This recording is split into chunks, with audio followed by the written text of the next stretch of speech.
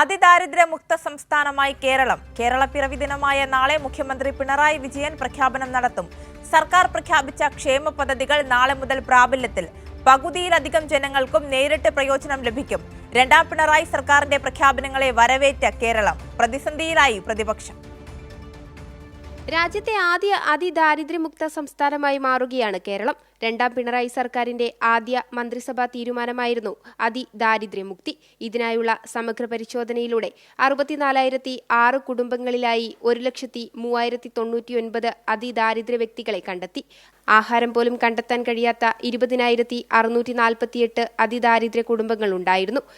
2022 April 1 മുതൽ ഇവർക്ക് ഭക്ഷണവും ചികിത്സയും ഉറപ്പുവരുത്തി. 4,677 പുതിയ വീട് പണിതതിൽ 4,005 പൂർത്തിയായി. 672 വീടുകളുടെ നിർമ്മാണം ഉടനെ പൂർത്തിയാക്കും. പണി തീരുന്നതുവരെ ഇവരെ സുരക്ഷിതമായി മറ്റൊരിടത്ത് താമസിപ്പിക്കും. പുനരുദ്ധാരണം ആവശ്യമായ 5,646 വീടുകളിൽ 5,522 വീടുകളും പൂർത്തിയായി.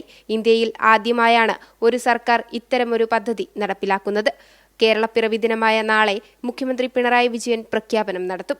വൈകിട്ട് സെൻട്രൽ സ്റ്റേഡിയത്തിൽ പൊതുസമ്മേളനവും നടക്കും. പൊതുസമ്മേളനത്തിൽ ഇന്ത്യൻ സിനിമാ ഇതിഹാസങ്ങളായ മമ്മൂട്ടി, മോഹൻലാൽ, കമൽഹാസൻ എന്നിവർ വിശിഷ്ടാതിഥികളാകും.